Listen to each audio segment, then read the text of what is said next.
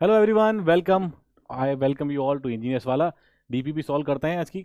देखो next DPP आपके पास क्या है, डीपीपी सॉल्यूशंस और soil mechanics and foundation engineering. ठीक है, अब मृदा अभियांत्रिकी नींव इंजीनियरिंग चैप्टर का नाम है क्लासिफिकेशन ऑफ सॉइल, मिट्टी का वर्गीकरण। क्लासिफिकेशन हमने काफ़ी अच्छे से डिटेल के अंदर पढ़ा है। देखते हैं क्या क्या क्वेश्चन आपको प्रोवाइडेड हैं। पहला क्वेश्चन है a negative value of group index. Group index हमने एचआरबी क्लासिफिकेशन के अंदर पढ़ा था। और सॉइल इज रिपोर्टेड है, तो ग्रुप इंडेक्स को कैसे रिपोर्ट करोगे, नेगेटिव वैल्यू को कैसे रिपोर्ट करोगे। मैंने आपको बताया था ग्रुप इंडेक्स की जो मिनिमम वैल्यू होती है, the minimum value of group index is 0 and group index की जो आपके पास मैक्सिमम वैल्यू होती है दैट इज 20। तो 0 से 20 के बीच में रेंज करता है। ठीक है, तो नेगेटिव वैल्यू हम उसमें कभी लेंगे ही नहीं। तो नेगेटिव वैल्यू को रिप्रेजेंट किया जाता है 0 से। तो 0 मतलब बी आपका करेक्ट आंसर हो जाएगा। 0 का मतलब बी आपका करेक्ट आंसर हो जाएगा इसलिए। ठीक है, तो ये बात तो मैंने बताई है। जैसे जैसे ग्रुप इंडेक्स की वैल्यू आपके पास क्या रहेगी, बढ़ती जाएगी, सॉइल की क्वालिटी आपके पास पुअरर होती जाएगी, कमजोर होती जाएगी। क्लियर। आ जाओ नेक्स्ट क्वेश्चन के ऊपर। नेक्स्ट क्वेश्चन है आपके पास, What does symbol SP indicates? Symbol की मैंने आपको पूरी टेबल बनवाई थी एक। What does symbol SP indicate? SP का मतलब क्या है? SP का मतलब S जो होता है वो प्रीफिक्स में आता है। यहां पर देखो, अगर मैं SP की बात करूंगा, S जो आपके पास ये आता है ये प्रीफिक्स सिंबल के अंदर है और ये आपके पास सफिक्स सिंबल के अंदर है। ठीक है, तो S का मतलब हो गया सैंड, S का मतलब हो गया सैंड, और P का मतलब हो गया आपके पास पुअरली ग्रेडेड। P का मतलब क्या हो गया, पुअरली ग्रेडेड। ठीक है, तो बेसिकली क्या बताएगा, बताएगा पुअरली ग्रेडेड सैंड। ठीक है, पुअरली ग्रेडेड सैंड, तो ये आपके पास सी आपका करेक्ट आंसर हो जाएगा, पुअरली ग्रेडेड सैंड में। तो एसपी को अगर आपको इंडिकेट करवाना है तो हमने क्लास के अंदर पढ़ा था, क्या पढ़ा था पुअरली ग्रेडेड सैंड के अंदर, कि अगर अगर more than 50%, if more than 50% of more than 50% of coarse fraction, more than 50% of coarse fraction is passing from 75 micron and retained on more than 75 नहीं 4.75 mm, passing from 4.75 mm and retained on 75 micron, एक ये होना चाहिए। और poorly graded है, इसका मतलब CU आपके पास ग्रेटर देन 6 तो नहीं होना चाहिए, और CC या तो आपका 1 से कम है या CC 3 से ज़्यादा है। मतलब वो वाली कंडीशंस आपकी फॉलो नहीं हो पा रही हैं, इसका मतलब सैंड आपकी पुअरली ग्रेडेड है। तो यही तो क्लासिफिकेशन है बिल्कुल। ठीक है, यहाँ से आपने देख लिया तो करेक्ट आंसर C हो जाएगा। आ जाओ next. The unified soil classification system USCS was originally developed by, ये ओरिजिनली USCS क्लासिफिकेशन कैसा ग्रैंडे ने डेवलप किया था। ठीक है, ए कैसा ग्रैंडे, आर्थर कैसा ग्रैंडे, ए कैसा ग्रैंडे या फिर आर्थर कैसा ग्रैंडे। आर्थर कैसा ग्रैंडे ने क्या किया था, इसको डेवलप किया था, किसको, USCS क्लासिफिकेशन को। और USCS क्लासिफिकेशन से ही हमें पता है कि यहीं से बनता है आपके पास ISSCS क्लासिफिकेशन या ISCS classification. That means Indian standard soil classification system, Indian standard soil classification system, ये बन जाता है आपके पास यूनिफाइड सॉइल क्लासिफिकेशन सिस्टम से ही। तो करेक्ट आंसर क्या हो गया, कैसा ग्रांडे करेक्ट हो गया, मतलब D is the right answer. ठीक है, आ जाओ नेक्स्ट पॉइंट पे। The particle size of an aggregate bigger than 4.75 mm but smaller than 75 mm is known as. ठीक है, तो 4.7 मतलब पार्टिकल साइज आपकी 4.75 से ज्यादा है।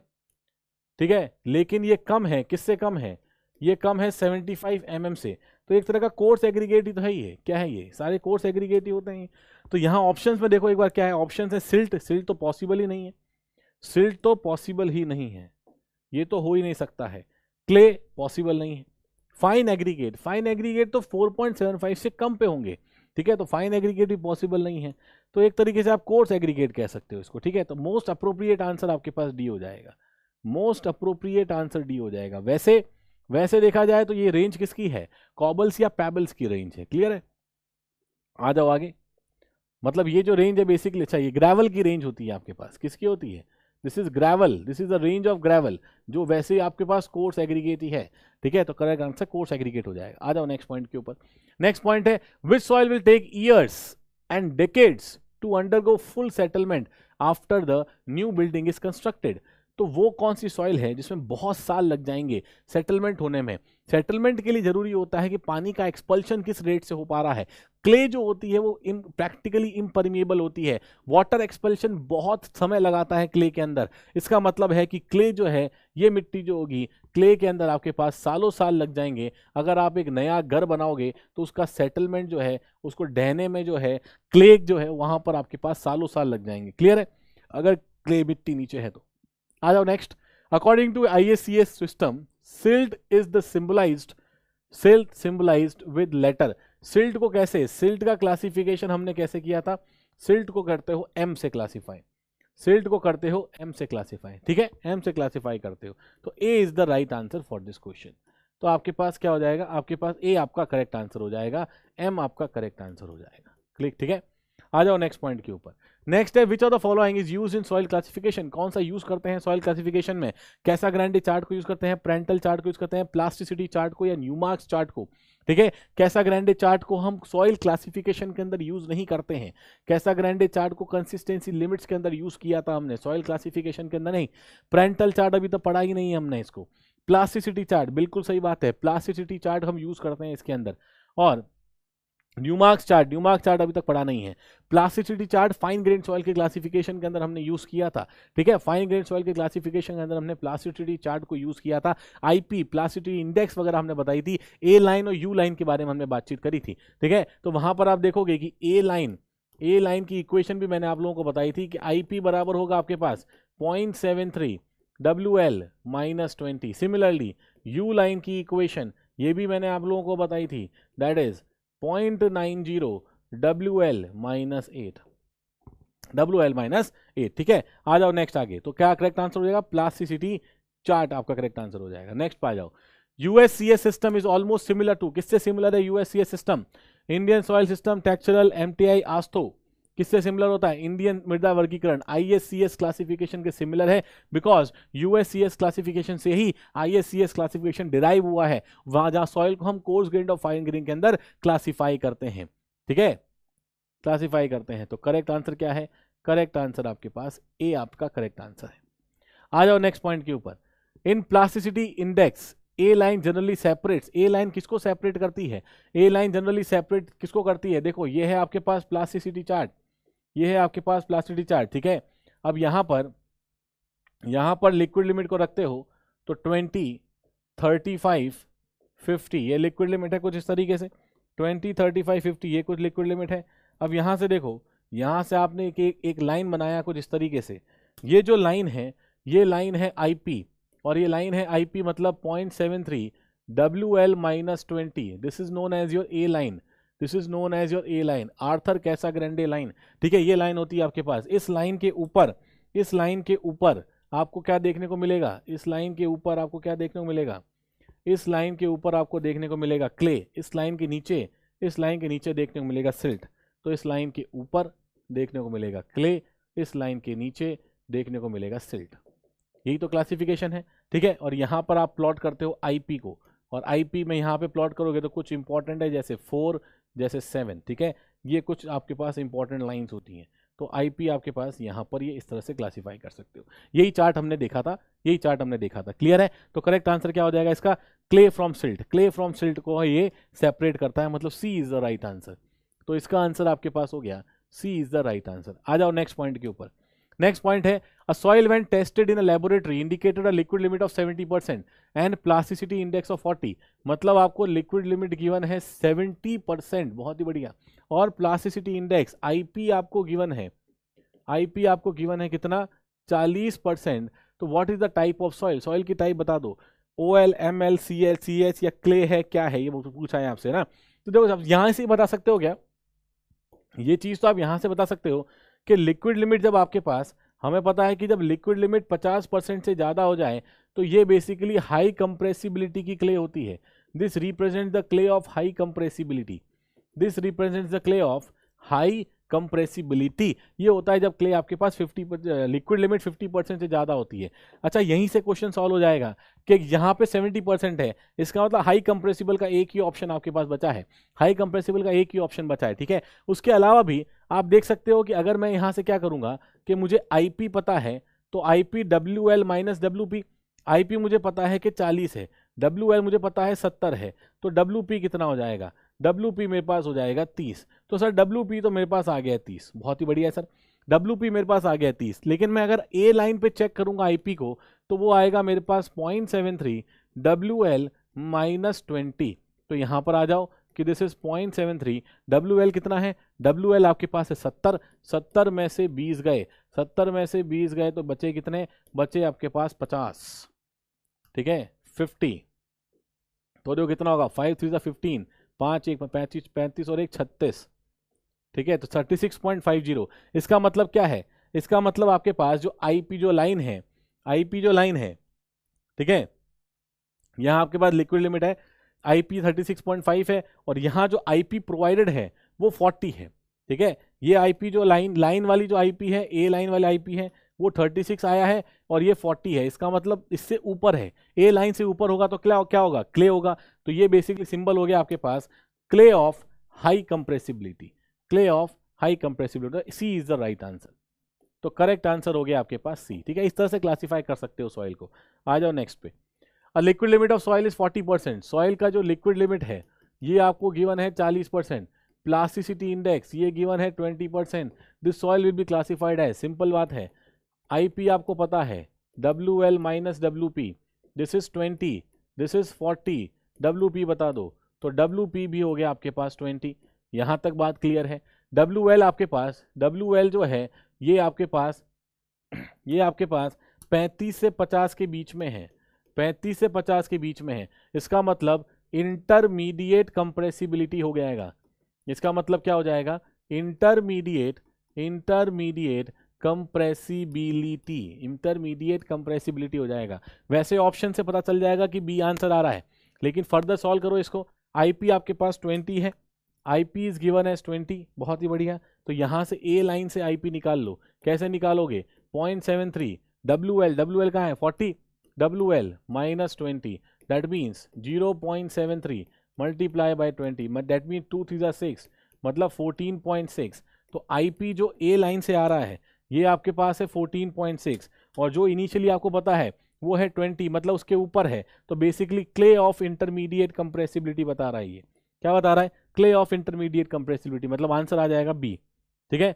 आ जाओ next. In a plasticity chart A line is expressed as, A line को बोलते हैं, ए लाइन को बोलते हैं Arthur Casagrande, Arthur Casagrande line. इसकी इक्वेशन होती है आईपी बराबर 0.73 WL माइनस 20। तो देखो क्या है, ये हो गया सी आंसर हो गया इसका। तो इसका आंसर हो गया आपके पास C is the right answer, ठीक है। नेक्स्ट पे आ जाओ। According to the IS soil classification system, soil is described by symbol MH, soil को आपने डिस्क्राइब किया है MH से। द सॉइल इज, तो MH का मतलब क्या हो गया, MH का मतलब क्या हो गया, MH का मतलब हो गया ये कंप्रेसिबिलिटी दिखा रहा है, ये आपके पास क्ले फ्रैक्शंस दिखा, ये मतलब फ्रैक्शंस दिखा रहा है फाइन। तो MH का मतलब हो जाएगा M है सिल्ट, तो basically this is silt of, this is basically silt of high compressibility, high compressibility, silt of high compressibility. कौन सा मैच कर रहा है, inorganic silt of high compressibility. पहला ही ऑप्शन मैच किया, बाकी पढ़ना ही नहीं है, समय बर्बाद नहीं करना है बिल्कुल भी। आंसर ये आ गया। आ जाओ next. Which one of the following represents the measure of particle size range, particle size range को कौन दर्शाता है, slope of gradation curve, coefficient of uniformity, finance of soil, relative density. Coefficient of uniformity बताया था मैंने आपको, CU जो होता है, CU जो होता है ये पार्टिकल रेंज को दर्शाता है, CU जो होता है ये रेंज ऑफ पार्टिकल बताता है। CC जो होता है ये shape of particle distribution curve को बताता है।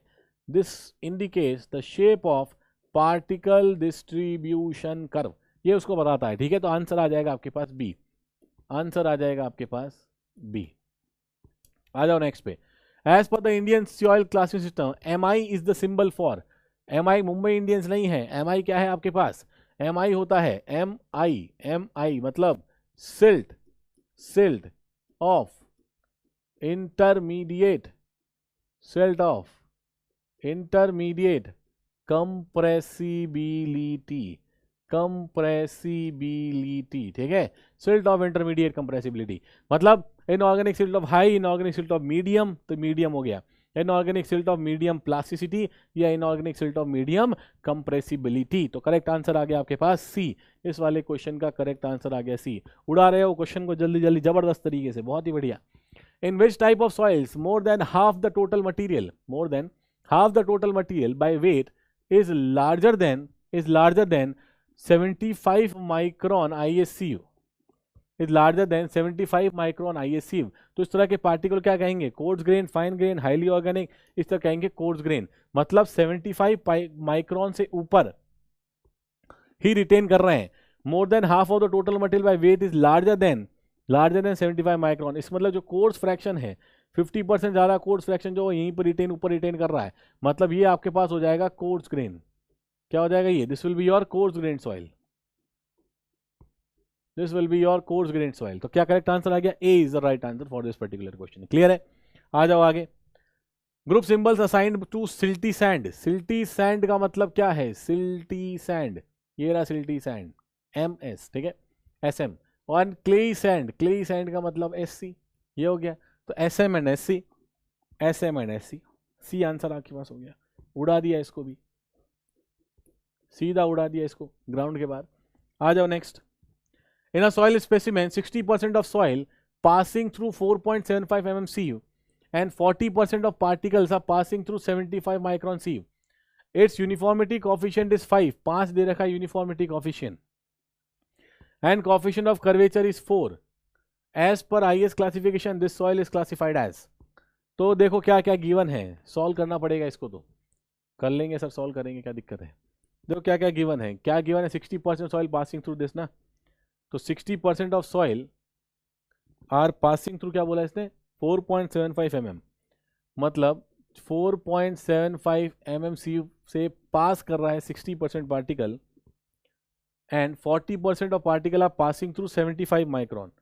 और 75 माइक्रोन से क्या हो रहा है? 40% पार्टिकल इससे पास कर रहे हैं और 60% पार्टिकल इससे पास कर रहे हैं। बस ये तो बोला है। Soil are passing through 4.75 mm CU and 40% particle are passing through 75 mm CU, ठीक है। मतलब क्या है? मतलब ये आपके पास है कि यहाँ पर आपके पास फॉर एग्जाम्पल कोई कोर्स फ्रैक्शन अगर होगा तो कोर्स फ्रैक्शन कितना होगा? कोर्स फ्रैक्शन आपके पास 60% ऑफ द टोटल है। मतलब टोटल अगर सॉइल आपके पास X है, अगर टोटल सॉइल X है तो आपका कोर्स फ्रैक्शन हो गया कितना? 0.60x। तो 50% ऑफ कोर्स फ्रैक्शन कितना हो गया? 50% मतलब 0.30x, इतना 50% ऑफ कोर्स फ्रैक्शन हो गया। अब ये ग्रेवल है, सैंड है, क्या है? देखो, अगर आपके पास जो पार्टिकल पास हो रहे हैं 4.75 mm सी से और रिटेन हो रहे हैं 75 माइक्रोन सी पे, अगर वो जो फ्रैक्शन है वो आपके कोर्स फ्रैक्शन से ज़्यादा है, इसका मतलब क्या हो जाएगा? That will be sand. तो यहाँ पर साफ साफ देखने को मिल रहा है कि बेसिकली इसको मैं सैंड फ्रैक्शन ही बोल रहा था। तो सैंड फ्रैक्शन कितना है आपके पास? ये भी आपके पास 0.60x है। अब ये जो 0.60x है ये ज़्यादा है 0.30x से, मतलब क्या हो जाएगा? मतलब ये हो जाएगा sir sand, that is sand. तो यहाँ तक तो बात क्लियर है। अरे यहाँ तक तो क्लियर है कि सैंड है, यहाँ तक तो क्लियर है कि ये है सैंड। अब आगे और क्या पूछा है? तो सैंड वेल ग्रेडेड है, पुअरली ग्रेडेड है। सैंड के केस में अगर CU 6 से ज़्यादा हो और CC 1 से 3 के बीच में हो तब हम बोलते हैं कि वो वेल ग्रेडेड होता है, तब ये होती है वेल ग्रेडेड सैंड, तब होती है वेल ग्रेडेड सैंड। लेकिन गिवन क्या है? गिवन है आपके पास that CU is 5, uniformity coefficient कितना गिवन है? 5 गिवन है। तो CU आपको गिवन है 5, मतलब ये कंडीशन वायलेट हो गई। दूसरा CC आपको गिवन है 4 और ये भी कंडीशन वायलेट हो गई। CC आपको गिवन है 4, मतलब दोनों ही कंडीशन वायलेट हो गई। इसीलिए ये हो जाएगा poorly graded sand, poorly graded sand, जिसको आप लिख सकते हो SP, poorly graded sand, that is SP। ठीक है, तो SP आपका करेक्ट ऑप्शन होना चाहिए, that is A should be the right answer. A should be the right answer. A आपका करेक्ट आंसर हो गया। बढ़ो आगे, चलो बढ़िया है सर, आ जाओ नेक्स्ट। IS 498 1978 रिलेट्स टू, किससे रिलेट करता है ये IS? Soil classification, building measurement, concrete cement, soil classification से, ठीक है। क्लासिफिकेशन सॉइल में यही तो पूछेंगे, ठीक है ना। तो ये कौन सा सॉइल है? ये है IS 498 1978, ये डील करता है आपके पास बेसिकली सॉइल क्लासिफिकेशन सिस्टम से, ठीक है। आ जाओ आगे। विच ऑफ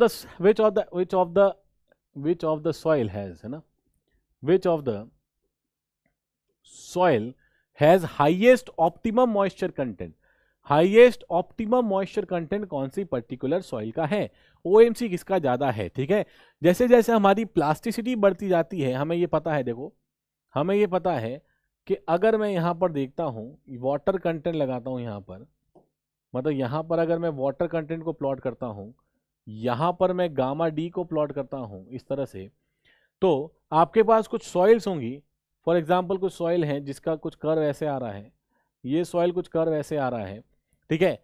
तो ज्यादा ज्यादा मतलब इस वाले के कंपैरिजन में ज्यादा आपके पास गामा डी अटेन करेगा, तो सॉइल की जो बेसिकली आपके पास क्या होगी, सॉइल की जो प्लास्टिसिटी है, जैसे जैसे सॉइल की प्लास्टिसिटी बढ़ती है, गामा डी अचीव वो कम करता चला जाता है, ठीक है। तो बेसिकली ये जो होगा, अगर मैं इसकी बात कर रहा हूं, तो ये बेसिकली आपके पास क्ले होगा जो थोड़ी कम अचीव करेगा।